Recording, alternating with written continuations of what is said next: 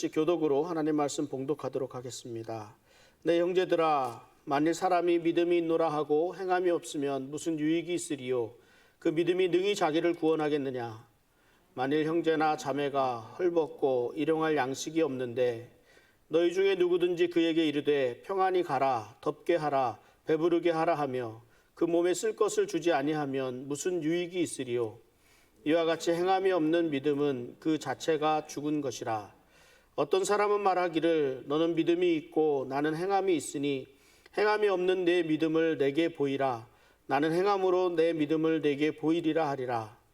내가 하나님은 한 분이신 줄을 믿느냐? 잘하는도다. 귀신들도 믿고 떠느니라. 아, 허탄한 사람아, 행함이 없는 믿음이 헛것인 줄을 알고자 하느냐? 우리 조상 아브라함이 그 아들 이삭을 제단에 바칠 때에 행함으로 의롭다 하심을 받은 것이 아니냐? 네가 보거니와 믿음이 그의 행함과 함께 일하고 행함으로 그 믿음이 온전하게 되었느니라. 이에 성경에 이른바 아브라함이 하나님을 믿으니 이것을 의로 여기셨다는 말씀이 이루어졌고 그는 하나님의 벗이라 칭함을 받았나니 이로 보건대 사람이 행함으로 의롭다 하심을 받고 믿음으로만은 아니니라. 또 이와 같이 기생 라합이 사자들을 접대하여 다른 길로 나가게 할 때에 행함으로 의롭다 하심을 받은 것이 아니냐. 함께 읽습니다. 영혼 없는 몸이 죽은 것 같이 행함이 없는 믿음은 죽은 것이니라. 아멘. 오래전에 어느 광고문구에 이런 말이 있습니다. 오늘을 나누면 내일은 희망입니다 라는, 오늘을 나누면 내일은 희망입니다, 이런 카피라이터입니다. 이 나눈다는 것은 다른 사람들을 생각하고 다른 사람들을 배려한다는 것입니다. 나 혼자만 배부른 것이 아니라 함께 배부를 수 있으면 좋겠다는 것입니다. 기쁨이나 슬픔이나 나누면 배가 되기도 하고 반으로 줄기도 합니다. 나누어 주는 기쁨이 얼마나 큰지 나누어 주는 사람은 잘 알고 있습니다. 섬기는 기쁨이 얼마나 큰지 이 섬기는 사람들은, 그 맛을 아시는 분들은 그 기쁨을, 참 기쁨을 잘 알고 있습니다. 그래서 무엇인가를 나누어 주기를 좋아하시는 분들은 계속해서 나누어 주시고 다른 사람의 필요를 채워준다는 그 기쁨, 다른 사람에게 도움이 되고 있다는 그 기쁨을 얻게 됩니다. 우리는 누구나 이렇게 나누는 것이 좋다는 것을 알고 있습니다. 받는 것보다 주는 것이 더 좋다, 이런 것도 압니다. 그러나 정말로 나누는 사람은 그렇게 많지 않은 것 같습니다.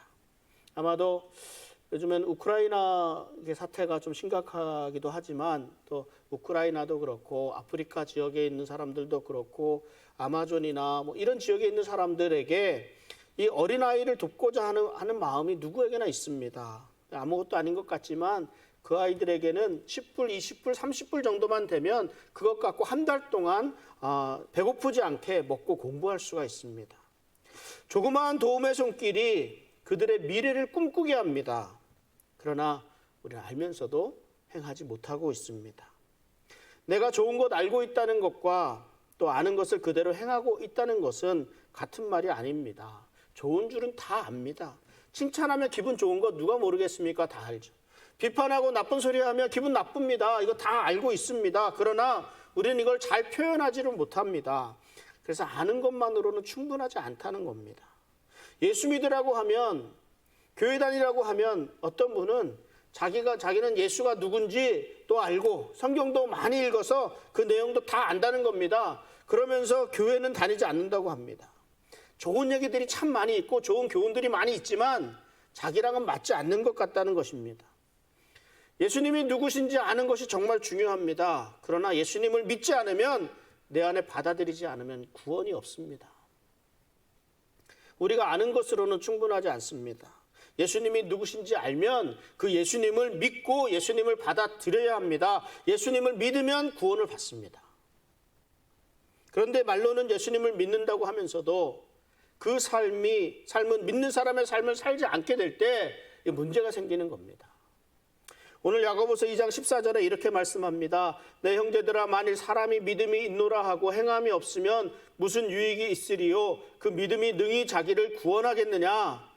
26절에 영혼 없는 몸이 죽은 것 같이 행함이 없는 믿음은 죽은 것이니라 말씀합니다. 믿음과 행함에 대해서 이야기를 합니다. 믿음을 강조한 바울과 이 행함을 강조한 야고보의 말씀은 서로 맞지 않는 말씀인 것 같기도 합니다. 성경이 서로 다른 말을 하고 있는 걸까요?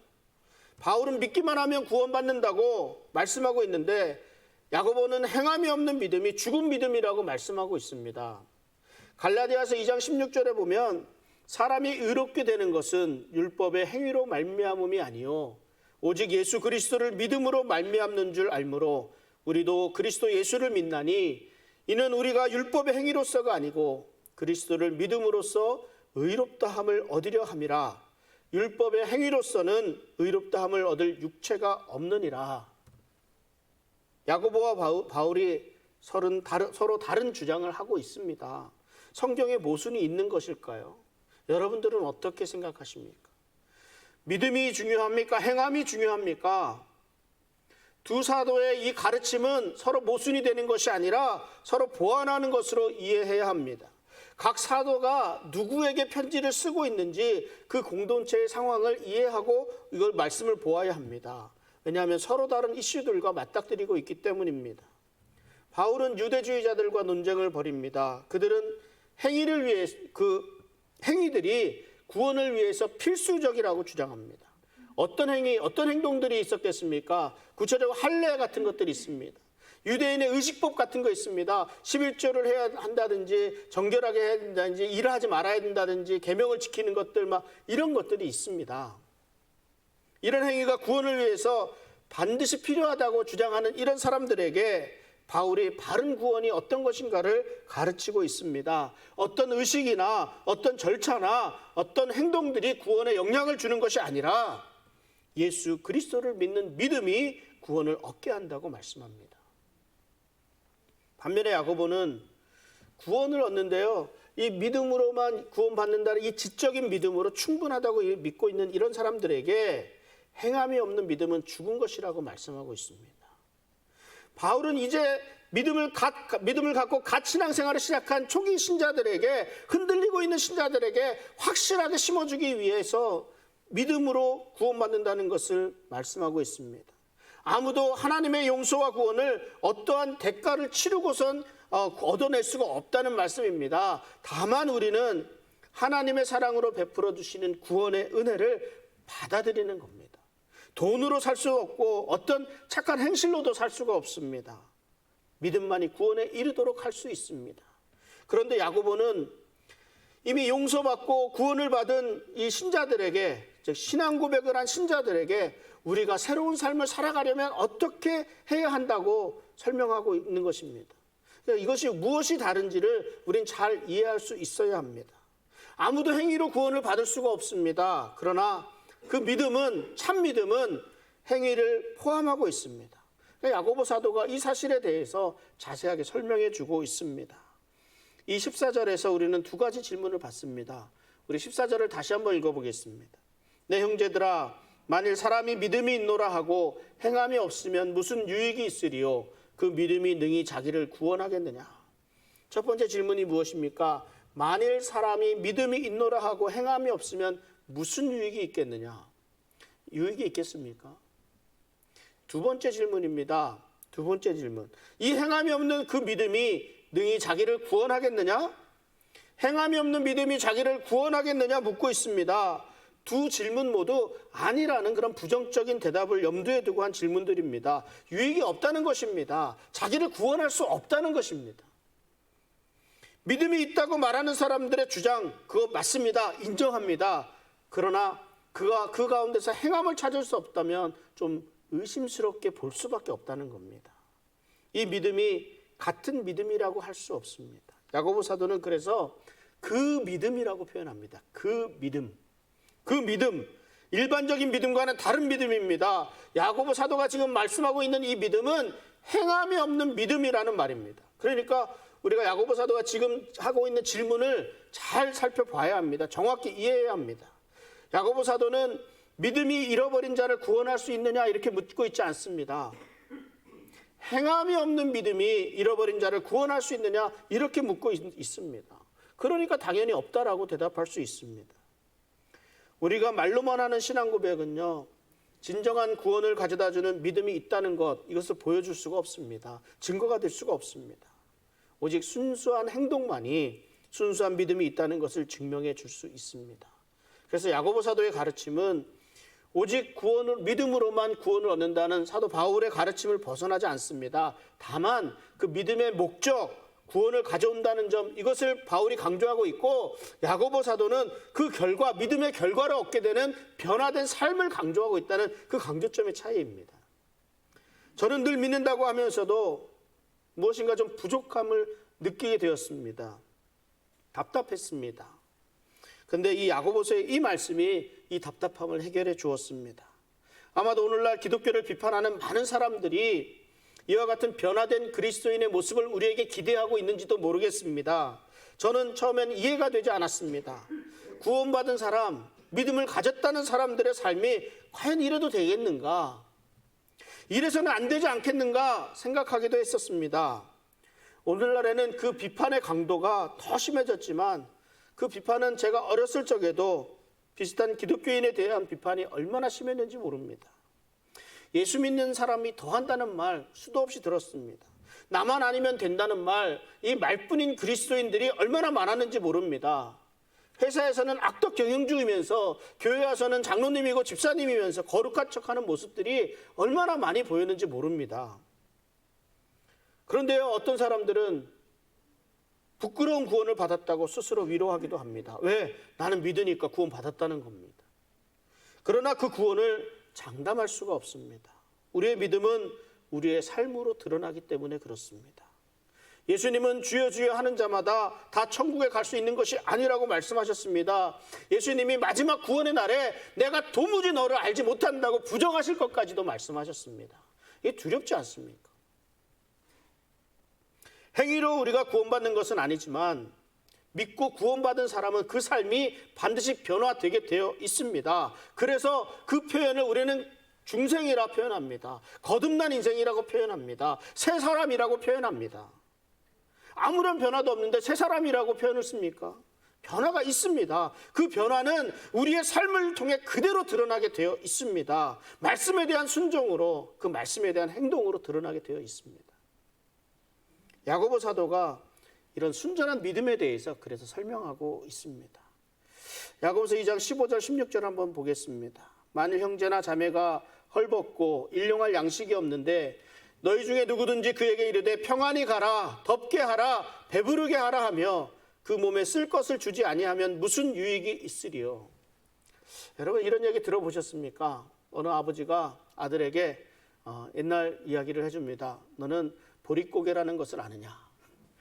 그때는 쌀도 없고 곡식도 없어서 밥을 굶어야 됐기 때문에 산에 가서 나무 껍데기 해다가 죽을 끓여 먹고 막 이랬다. 그래서 다들 굶어 죽는 사람이 많았다. 이렇게 표현을 합니다. 그랬더니 이 아들이 뭐라 그래요? 다들 미련하기는 라면 끓여 먹으면 되지 뭐 왜 산에 가서 나무 해가고 먹냐. 뭐 이렇게 얘기를 하는 거예요. 왜 그렇습니까? 이 아이에게는 그런 보릿고기 같은 상황이나 그런 것 전혀 이해가 되지 않는 겁니다. 먹을 것이 없다는 것 이해할 수가 없는 겁니다. 이와 똑같은 말을 하고 있는 겁니다. 헐벗고 양식이 없다는 것을 이해하지 못합니다. 왜 양식이 없냐 그러는 거예요. 양식이 없어서 굶어보지 않았기 때문에 그렇습니다. 잘 먹어야 건강합니다. 이게 말은 해줄 수 있지만, 그래서 잘 먹으라 그러지만 그 사람은 정작 먹을 양식이 없습니다. 건강할 수가 없습니다. 그런 사람한테 너 왜 먹지 않아서 영양실조에 걸리냐? 이렇게 얘기를 하는 겁니다. 잘 먹으라고. 저는 누가 이런 식으로 말할까 참 처음에는 이해를 잘 하지 못했습니다. 누구나 다 이런 사실들을 다 잘 알고 있으리라 생각을 했습니다. 그런데요, 조금 살다 보니까, 죄송합니다. 조금 살다 보니까 이게 점점점 이해가 됩니다. 개구리 올챙이적 시절 생각 못한다고 이렇게 말씀을 하는데 저는 그 말이 처음에는 무슨 말인지 잘 몰랐는데 이제 점점점 그 말이 이해가 됩니다. 지난 주간에 제 미니밴이 퍼졌습니다. 아시죠?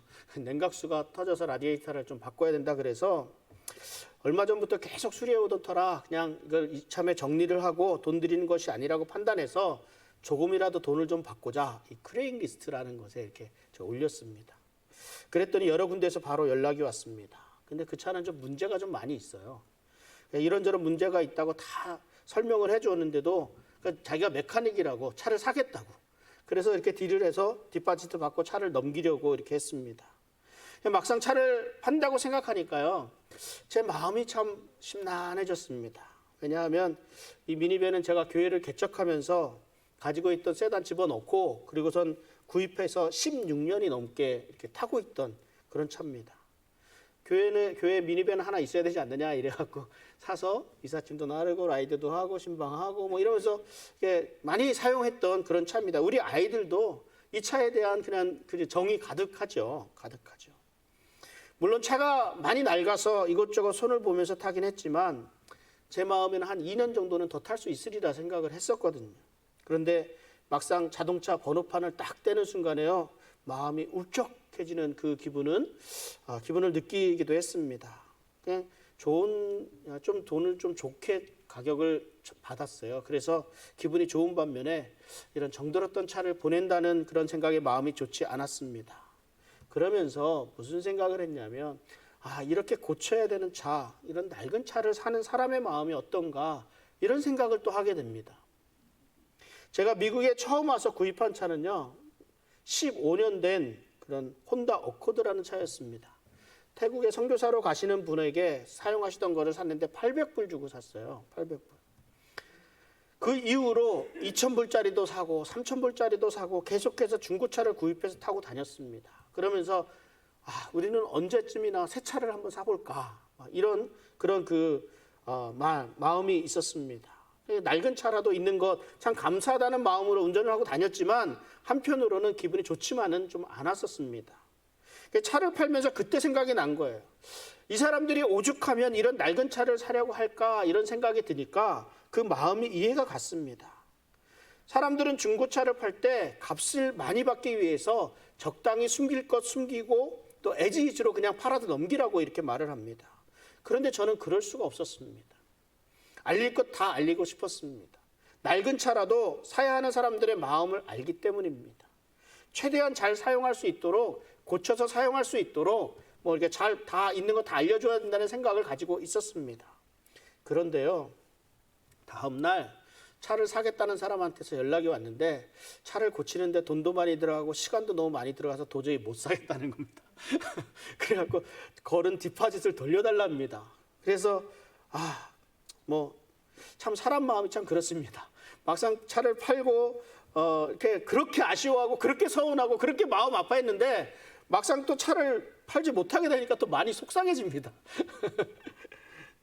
오죽했으면 이런 낡은 차라도 사려고 했을까 하는 그런 마음이 이해가 되었기 때문에 저도 마음을 추스릴 수 있었고 그 디파짓 돌려주고 지금 이렇게 아직도 크레인 리스트에서 여러 사람들이 이렇게 계속 문의로 오는 걸 답을 잘 해주고 있습니다. 저는 이 일들을 생각하면서 본문에서 이 야고보 사도가 전하고 있는 이 비유의 말씀을 생각했습니다. 이 말로만 친절을 베푼 사람은 그 사람이 진정 무엇이 필요한지를 모르고 있습니다. 그저 동정심만 가지면 되는 것으로 알고 있었습니다. 물론 안타까운 마음을 가지는 것 중요합니다. 그리고 내가 할 수 있는 것 아무것도 없을 때는 내가 말로 위로하는 것도 굉장히 중요한 일입니다. 그러나 야고보 사도가 말씀하고 있는 것은 지금 교회 안에서 일어나는 일입니다. 이 사람이 그렇지 않다는 거예요. 가난한 사람에게 먹을 것을 줄 수도 있고 추위에 떨고 있는 사람에게 옷을 줄 수 있는 능력을 가진 사람에 대해 얘기하고 있는 겁니다. 베풀 수 있는데도 베풀지 않고 말만 하는 사람을 빗대서 말씀하고 있습니다. 요한일서 3장 18절은 이렇게 말씀합니다. 자녀들아, 우리가 말과 혀로만 사랑하지 말고 행함과 진실함으로 하자. 무슨 말입니까? 그럴듯해 보이는 말만 할 뿐 실제적인 도움은 하나도 베풀지 않는다면 우리의 믿음이 무슨 소용이 있겠느냐. 야고보 사도가 이렇게 말씀하면서 말씀을 맺고 있습니다. 이 말씀이 늘 제 마음을 찌릅니다. 지금 야고보 사도는 교회 내에서 일어나고 있는 일들에 대해서 실제적인 예를 들어서 설명하고 있습니다. 오늘 우리 교회에서도 이러한 일들, 이와 같은 일들이 많이 있지 않습니까? 우리가 행동을 보여야 될 때에 행동은 하지 않고 말만 하고 있을 때가 얼마나 많습니까? 말만 한다는 것이 무엇이겠습니까? 내가 격려하고 기도하고 조언해 주는 것을 말합니다. 격려하고 기도하고 조언해 주는 것 때로는 큰 위로가 될 수 있습니다. 좋은 일들입니다. 그러나 하나님께서 우리에게 도움을 주라고 그것을 알려주셨는데 우리는 말만 하고 조언만 하고 기도만 하고 있다 그러면 우리는 평안히 가라, 덥게 하라, 배부르게 하라 말만 하고 있는 그런 사람이 아닌가. 실제적인 도움을 베풀어야 합니다. 사랑합니다 라고 말만 하지 말고 사랑한다면 그 사람이 무엇을 필요로 하는지를 알고 도움을 줄 수 있어야 합니다. 사랑하는 마음을 표현할 수 있어야 합니다. 말로만 하는 것이 아니라 행동으로 표현해야 합니다. 진실한 마음을 담아서 표현해야 합니다. 여러분, 우리 예수님을 사랑하십니까? 여러분, 우리 벨리 한인 장로교회를 사랑하십니까? 누구나 분석할 수 있고 누구나 비판할 수 있습니다. 그러나 분석만 하고 비판만 한다고 개선되어지는 것은 아닙니다. 내가 움직여야 합니다. 내 눈에 보이는 잘못된 부분들은요, 내가 어떻게든 고쳐나가려고 노력해야 합니다. 우리 교회에 사랑이 부족합니까? 저는 이런 말을 한 번도 들어보지 못했어요. 벨리 한인 장로교회 사랑이 부족하다는 말은 들어보지 못했고, 오히려 이렇게 새로 오신 분들, 방문하신 분들, 이런 분들이 저에게 하시는 말씀은 여기 너무 가족 같고 너무 사랑이 넘치는 것 같다라고만 말씀을 하시더라고요. 저 듣기 좋으라고 하시는 말씀인지 모르겠습니다. 그런데요, 이 와중에 사랑이 부족한 것처럼 느껴진다면 다른 사람들이 사랑을 느낄 수 있으려면 어떻게 해야 할까를 내가 먼저 생각하고 그것을 실천에 옮길 수 있으면 되는 것 아니겠습니까? 많은 사람이 누워서 침뱉기를 합니다. 우리 교회는 사랑이 부족해. 우리 교회는 차가워. 우리 교회는 교육시설이 부족해. 우리 교회는 이렇게 자기 얼굴에 침을 뱉는 것과 마찬가지입니다. 이러면 안 됩니다. 말만 앞세우지 말고 직접 행동으로 옮길 수 있는 순전한 믿음을 소유하는 우리 성도님들 되시기를 바랍니다. 여러분, 무엇이 행함이 있는 믿음이겠습니까? 야고보는 행함이 있는 순전한 믿음을 보여준 사람들, 이런 사람들의 예로 아브라함과 라합을 선택했습니다. 두 사람은 대조적인 배경을 가지고 있습니다. 아브라함은 유대인들의 모두의 조상이었습니다. 그는 흔들리지 않는 믿음의 본을 보여준 사람입니다. 또 라합은 이방 여인이었습니다. 그런데 라합은 기생이었습니다. 그러나 마태는 이 예수님의 족보에, 그리스도의 족보에 이 그녀의 이름을 포함시키기까지 했습니다. 두 사람은 서로 다른 배경을 가지고 있었지만 그들은 모두 행동함으로 그들의 믿음을 드러내 주었습니다. 오늘 본문 21절부터 23절까지 보면 우리 조상 아브라함이 그 아들 이삭을 제단에 바칠 때에 행함으로 의롭다 하심을 받은 것이 아니냐. 내가 보거니와 믿음이 그의 행함과 함께 일하고 행함으로 믿음이 온전하게 되었느니라. 이에 성경에 이른바 아브라함이 하나님을 믿으니 이것을 의로 여기셨다는 말씀이 이루어졌고 그는 하나님의 벗이라 칭함을 받았나니. 우리가 이 구절에서 놓쳐서는 안 되는 말씀이 있습니다. 23절에 하나님을 믿으니 이것을 의로 여기셨다라는 이 말씀은요, 창세기 22장에서 아브라함이 그 아들 이삭을 바치려고 했던 때보다요 적어도 30년 정도는 전에 일어난 일입니다. 믿음으로 의롭다함을 받게 된 것은 그 이전의 일이라는 말입니다.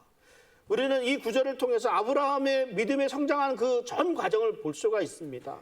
이삭을 바치려는 아브라함의 자발적인 순종, 이것이 창세기 15장 6절의 말씀이 성취되었습니다. 15장 6절에 무엇이라 말씀하고 있습니까? 아브라함이 여호와를 믿으니 여호와께서 이를 그의 의로 여기시고, 하나님께서는 은혜로 아브라함을 의롭다 선언하셨습니다. 그리고 아브라함은 창세기 22장에서 약 30년 정도가 지난 이후에 그의 아들을 바치기까지 하는 순종함으로 그 믿음의 실체를 보여주었습니다. 이때 하나님께서는 이러죠. 이제야 내가 하나님을 경외하는 줄을 아노라. 이제야 비로소. 아브라함의 순종의 결과 하나님은 아브라함을 가까이 하시고 하나님의 벗이라 부르셨습니다. 아브라함은 하나님의 명령에 순종하기 위해서 기꺼이 이삭을 제물로 바치기까지 하는 그 행동을 함으로써 믿음의 실체를 보여주었습니다.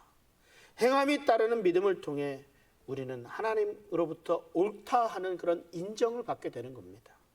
잘 기억해야 합니다. 하나님이 우리들이 하는 행동을 근거로 해서 우리를 의롭다 하지 않으셨다는 거예요. 하나님의 은혜로 그 믿음을 의로 여겨 주셨다고 말씀하고 있습니다. 그런데요, 성경은 또한 구원 얻는 믿음, 이것은 주님께 대한 헌신, 다른 사람들에 대한 사랑으로 그 실체가 드러나야 한다고 또한 말씀하고 있습니다. 믿음은 누구에게나 구원을 가져다 줄 수 있습니다. 그러나 구원 얻는 믿음은 반드시 그 믿음의 순수성을 보여주는 행동으로 함께 드러나게 되어 있습니다. 야고보 사도는 또 다른 예로 라합의 삶을 통해서 행함의 본보기를 보여줍니다. 25절에 또 이와 같이 기생 라합이 사자들을 접대하여 다른 길로 나가게 할 때에 행함으로 의롭다 하심을 받은 것이 아니냐.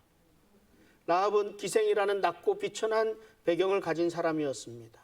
라합은 여호수아가 여리고성을 정탐하기 위해 보낸 이 정탐꾼 이스라엘 사람들을 집으로 맞아들여서 숨겨주고 또 그들을 추격하던 그런 사람들로부터 보호해 주었습니다. 정탐꾼들을 쫓던 사람들을 다른 곳으로 보내주고 그 정탐꾼들이 안전하게 도망할 수 있도록 길을 인도해 주었습니다. 그러니까 한마디로 적군을 숨겨주었다는 얘기입니다. 여리고성에 있는 지도자들이 이 사실을 알게 되면 그녀는 배신자로 죽을 수밖에 없습니다. 라합이 왜 이러한 목숨을 거는 행동을 했을까요? 여호수아 2장에서 라합은 그 이유를 분명하게 말씀하고 있습니다. 라합은 이스라엘 하나님에 대한 그런 믿음이 있었습니다. 이 믿음이 있었기 때문에 하나님이 보내신 사람들을 보호해 주었다는 사실을 분명하게 드러내고 있습니다. 하나님의 믿음에 대한 믿음이 그녀에게 행함으로 나타나도록 행동하도록 해 주었다는 사실입니다. 말씀을 정리합니다. 야고보서 2장 26절 영혼 없는 몸이 죽은 것 같이 행함이 없는 믿음은 죽은 것이니라 말씀합니다. 하나님이 흙으로 사람을 지으시고 그 코에 생기를 넣어주시니 비로소 사람이 되었더라. 사람이라는 표현, 리얼 퍼슨이라는 표현을 씁니다. 영혼과 육이 만나서 사람이 되는 거예요. 그러면 사람이 죽게 되면 어떻게 됩니까? 영은 하나님 나라로 가고 이 육신은 흙으로 돌아가는 거예요. 몸은 흙으로 돌아가게 됩니다. 영이 없는 몸은 그러니까 죽은 것이고 시체일 뿐입니다. 믿음도 마찬가지라는 겁니다. 행함이 없는 믿음은 역시 죽은 믿음입니다. 믿음이 있다고 주장하면서 믿음의 행동을 하지 않는 사람들은 영적으로 죽은 시체와 같다고 말씀하고 있습니다. 살아있다는 것은 무엇인가를 끊임없이 만들어낸다는 것과 같습니다. 이 생명력을 가진 것들은 열매를 맺게 되어 있습니다. 끊임없이 활동하면서 그 자신의 특성, 자신의 본질을 나타내주고 보여주는 것들을 생산해내는 것입니다. 죽은 사람은 아무것도 하지 않고 그냥 누워 있습니다. 따라서 가만히 누워 움직이지 않는 믿음은 죽은 믿음임을 보여줍니다. 진정한 믿음은 죽음이 아니라 생명과 구원을 가져옵니다. 여러분들은 그리스도인이십니까?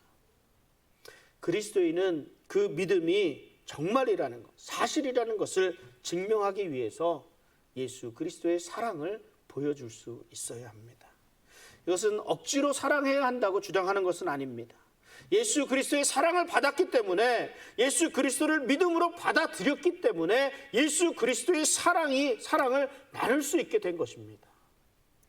여러분, 자격이 주어진다고 해서 다 전문가가 되는 것은 아닙니다. 의사가 될 수 있는 자격이 주어진다고 해서 하더라도 그 국가고시를 봐서 라이센스를 받지 않으면 의사를 할 수가 없습니다.